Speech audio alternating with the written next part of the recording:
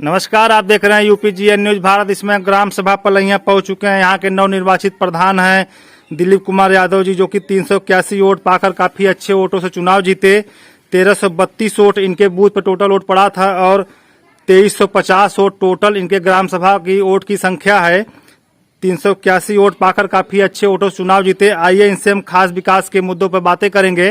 प्रधान जी नमस्कार, आपका यूपीजीएन न्यूज भारत में स्वागत है। प्रधान जी, आपको ग्राम सभा के लोगों ने 381 वोट देकर काफी अच्छे वोटों से चुनाव जिताया, तो आप ग्राम सभा के लोगों को सर क्या संदेश देंगे? नमस्कार, मैं ग्राम सभा को पहले अपने पूरे पलहैया ग्राम सभा को आभारी हूं कि जो उन्होंने हमें इतने अच्छे मत से जिताया। इसके लिए पूरे पलहैया के ग्राम वासियों के लिए धन्यवाद, माता और भाइयों बहनों के लिए।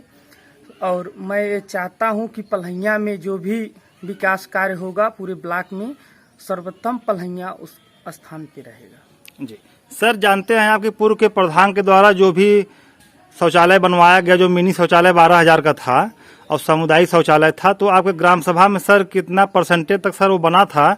और बाकी सर जो बचा है सर, उसके आप अपने कार्यकाल में कहाँ तक पूरा करेंगे? 65% के ऊपर बन गया है पलहैया में। उसके बाद जो भी शौचालय बचे हुए हैं वो हम प्रयास करेंगे कि 1 साल के अंदर वो शौचालय पूर्ण हो जाए।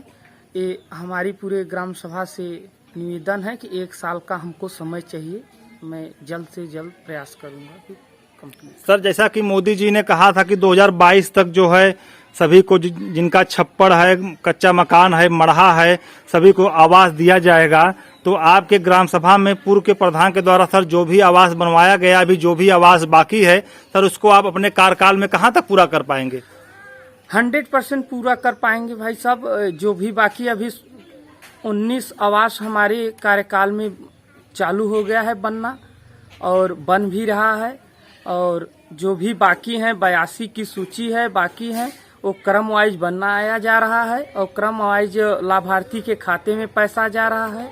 उसकी पूरी मॉनिटरिंग हो रही है और जल्द से जल्द वो कंप्लीट होने के बाद फिर दूसरे व्यक्तियों का बारी बारी से बनेगा। 1-1.5 साल के अंदर हमें लगता है कि माननीय प्रधानमंत्री मोदी जी और माननीय योगी जी के नेतृत्व में पूरा जल्द से जल्द पूर्ण हो जाएगा। 2022 तक पूरे ये छप्पड़ जो है ये खत्म हो जाएगी। सबका साथ, जैसे मोदी जी और प्रधानमंत्री जी कहे थे और योगी जी का उनका सपना साकार हो। जी सर, आप जानते हैं कि ग्राम सभा में एक बहुत मूल समस्याएं हैं। जैसा कि आप जानते हैं सर, आप गांव के मुखिया हैं। वृद्धा पेंशन, विधवा पेंशन, विकलांग पेंशन समस्याएं होती हैं सर। लोगों को जानकारी नहीं रहता, प्रोसेस की जानकारी नहीं रहती है कि मैं ब्लॉक, तहसील मुख्यालय, विकास भवन कहाँ पे जाऊं, क्या कागज लूं, क्या कागज नहीं लूं, क्या फॉर्म भरूं, सारी प्रोसेस की जानकारी उनको पास नहीं रहती है पेंशन संबंधित। सर, आप ग्राम सभा के मुखिया हैं, प्रधान हैं, तो जिनका भी पेंशन बाकी है, जिनका पेंशन नहीं आ रहा है सर, उसको आप कहाँ तक पूरा करेंगे? और सर, इस मीडिया के माध्यम से, यूपीजीएन न्यूज भारत के माध्यम से अपने ग्राम सभा के वासियों को जिनका पेंशन बाकी है सर, आप उनको क्या संदेश देंगे? हमें संदेश देना चाहते हैं कि मैं 1 साल में पूरे ग्राम सभा के जितने भी पेंशन धारक हैं या होने वाले हैं, मैं सबका पूर्ण कराऊंगा। क्योंकि हमें 1 साल का समय चाहिए और क्योंकि अब फिलहाल मैं तो करा ही रहा हूं।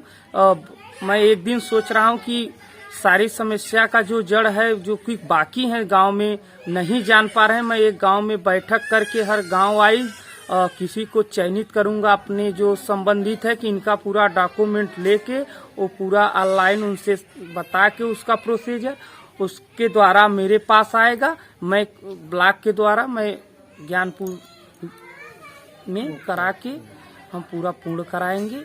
जी सर, काफी ग्राम सभा में सर एक समस्याएं चल रही हैं सर, काफी दिनों से चल रही हैं, काफी सालों से चल रही हैं। राशन वितरण की समस्याएं जो कोटे द्वार के द्वारा सर समस्याएं होती हैं कि अपात्र लोग राशन ले जाते हैं और पात्र लोग जो गरीब हैं सर राशन से वंचित रह जाते हैं, क्योंकि पूर्व के प्रधान के द्वारा जो कोटेदार हैं सब काफी मिली भगत से राशन वितरण में धांधली करते हैं।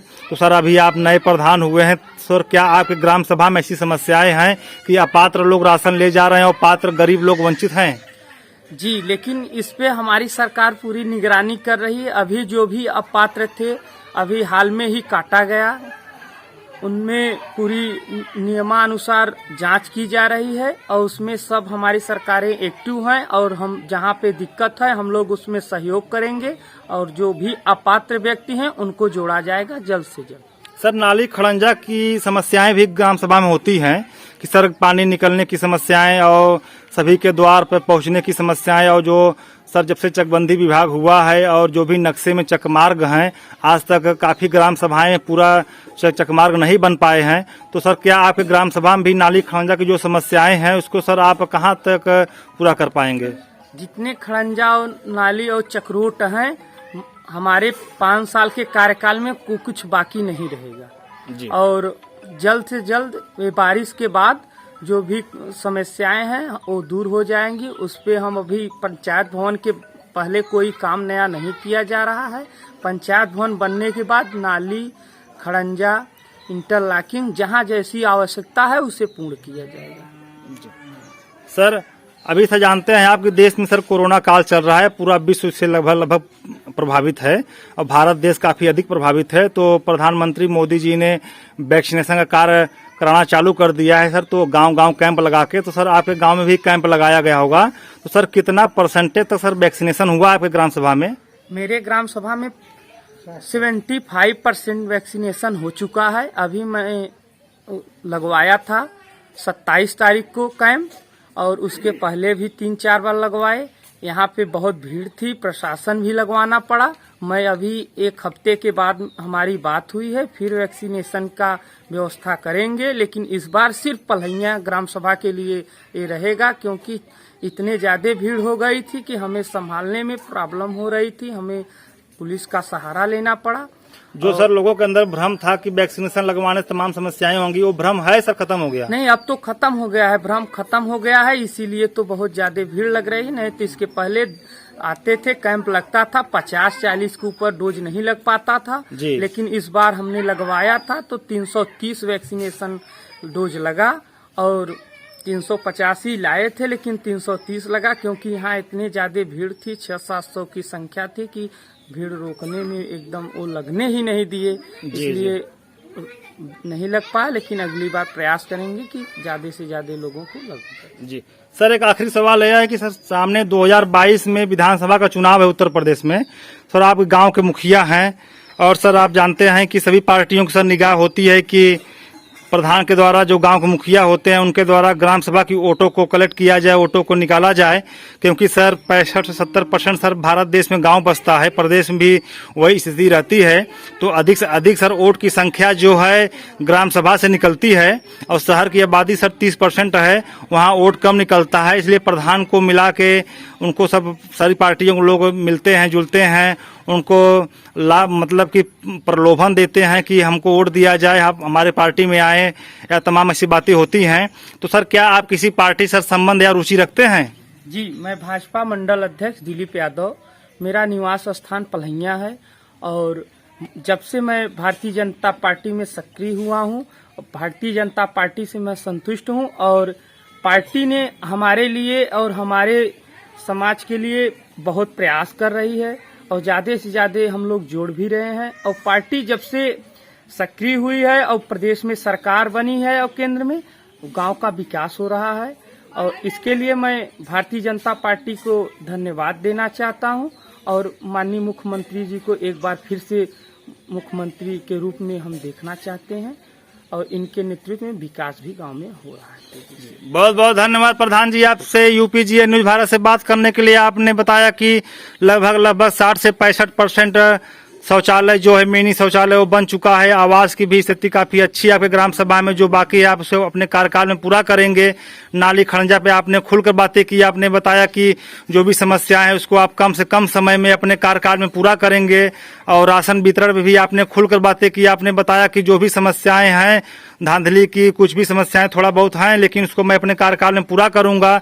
2022 के चुनाव में भी आपने बताया कि मैं मंडल अध्यक्ष हूं और इसके बाद आप चाहते हैं कि 2022 में फिर योगी जी की सरकार बने और पूरे प्रदेश का विकास हो, गांव का विकास हो। इसी के साथ आपका यूपीजीए न्यूज भारत से बात करने के लिए आपका बहुत बहुत धन्यवाद प्रधान जी।